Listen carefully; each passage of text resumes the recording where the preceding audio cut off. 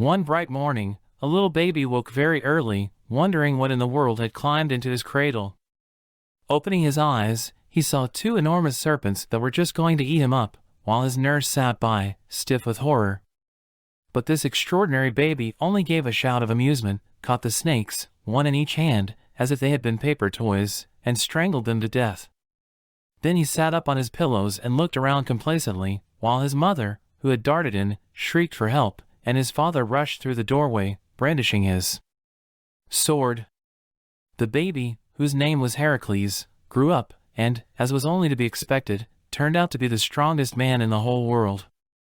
When he was a boy, his parents sent him into the woods to the school of Chiron, the wise old centaur, who taught him that he must always use his strength right. However, in spite of this, Heracles sometimes did wrong things. He had a very hot temper, and, when he was in a rage, would strike the people who vexed him. He even killed some of them with his heavy fist or did them serious harm in other ways.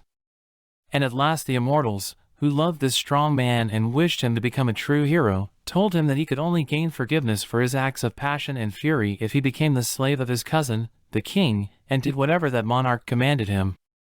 Heracles, who was really very sorry that he had such a terrible temper, sadly and humbly consented. He went to the king where he sat on his golden throne, and offered himself as a slave, and the king, in accepting the offer, said he must perform 12 great and difficult deeds, after which he should again be free. The strong man agreed to this. Then he was told to go to a faraway forest and kill a terrible lion that was the dread of all the people for miles around. Instantly Heracles took his bow and arrows and set off in search of the lion. On his way he thought he would like a second weapon, so he pulled up an olive tree by the roots, lopped off its head, and turned it into a mighty club. Armed with the club and the bow, he reached the borders of the forest, and strode, like a new kind of giant, through the trees, his strong naked feet crushing down the ferns and flowers. Suddenly, a loud roar came from a thicket close at hand, and out rushed the largest and fiercest lion that ever was seen. It sprang at the throat of Heracles, but he hit it on the head with the olive club. Then, when the lion sank to the ground, he dropped the club and, seizing the struggling beast round the neck, choked it to death, just as he had choked the serpents, with his bare hands. After which he took its sharp claws and, with them, skinned the dead body where it lay on the moss. Then he put the skin around his shoulders and placed the head on his curly hair as if it had been a crown. So, looking very like a lion himself, he strode back to the city and once more entered the presence of the king. But his majesty was so terrified when he saw his awful-looking cousin that, with a cry of fear, he sprang into a large brass jar and stayed there, commanding Heracles, in future, to remain outside the city and to take his orders from one of the sentries, or generals, or courtiers, from anybody in fact, but the king himself.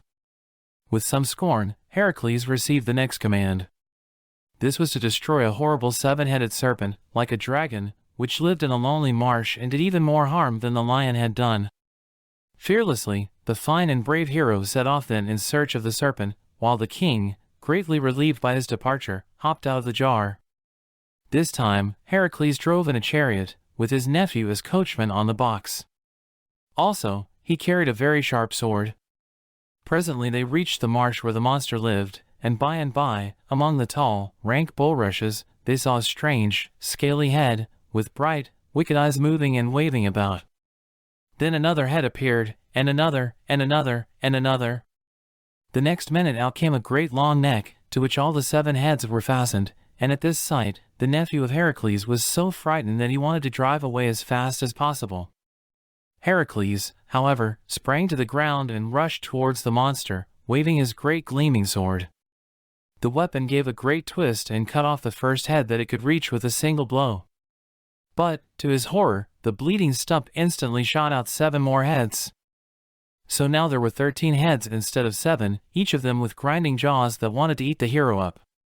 It would never do for this to go on, so Heracles hurried away to find his nephew, who had managed to go off alone and hide himself, and made him set a torch alight, and come back to face the growling, raging, 13-headed snake.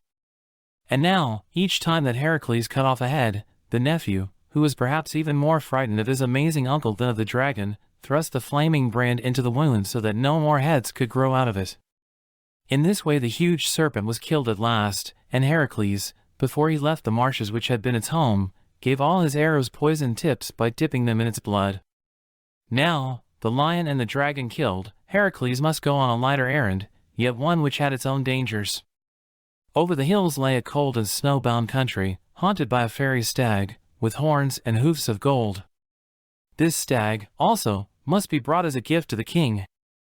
Away went Heracles, stout-hearted and swift-footed, over the misty mountains, and up the precipices seamed with snow.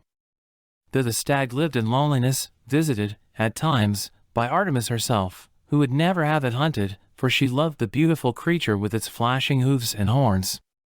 You may guess how excited Heracles was when he first came across the track of those bright feet in the snow. Far and wide he followed it, sometimes spending many days without seeing a trace of it, sometimes glimpsing its noble gold-antlered head through the mists, or against the gray and stormy sky.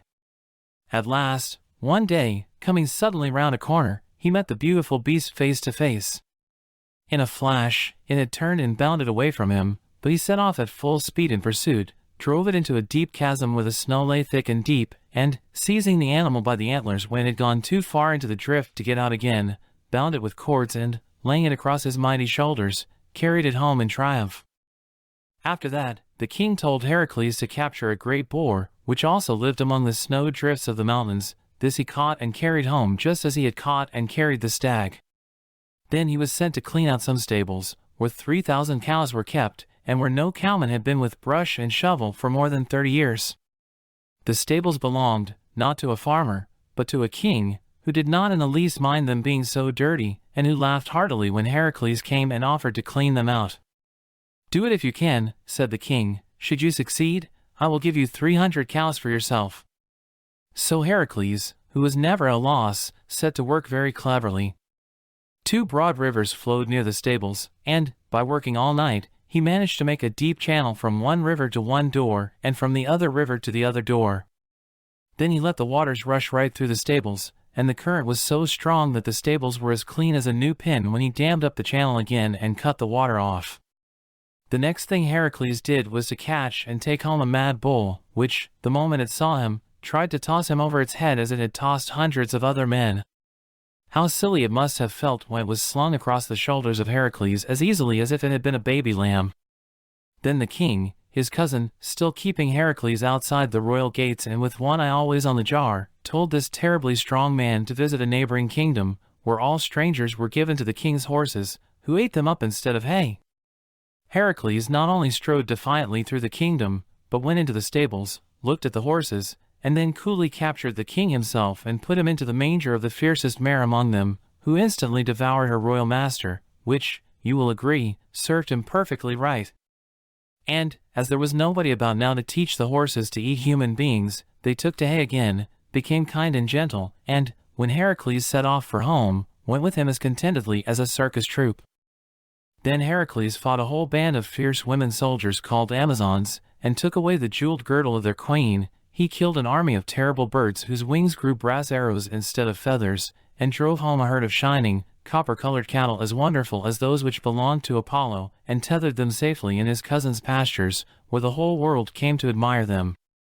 He went on a long, long journey, after some golden apples, and the story of those golden apples is so interesting that it will have to have a whole chapter to itself, and, last of all, he was told he was to go down into Hades' kingdom, and to bring back the 3-headed dog that barked and growled at the gates of the dim, dark garden that, for 6 months every year, waved its sad trees over the crowned hair of pretty Persephone. This was the worst task that had yet been set, but Heracles was still undaunted. He went off, quite alone, down the path that Psyche had trodden, and had many adventures on the way. He even came face to face with dark Hades himself, who angrily barred his passage until Heracles began shooting arrows at him when Hades gave in and ran away. At last, he found the great dog, fought with it, conquered it, and slung it across his shoulders, where it barked and growled with all its 3 heads, and dropped purple nightshade from its foaming jaws, the whole of the way to the palace of the king. And, this time, Heracles insisted on striding right into the royal presence and flinging the raging dog down at the very foot of the throne. You may imagine how terrified the king was. With a shriek of fear, he sprang into the brass jar. And there he would probably have stayed forever if Heracles had not agreed to carry the dog straight back to Hades' kingdom, where it started barking and growling at the door again just as if it had never been away. So Heracles finished the last of his labors and was set free. But nobody, from that day to this, has ever forgotten the wonderful things he did. His temper was never really quite cured, but in every other way he was so good and brave and noble that, when he died, Zeus himself carried his soul away to Olympus to live with the shining people forever. And that's it for now.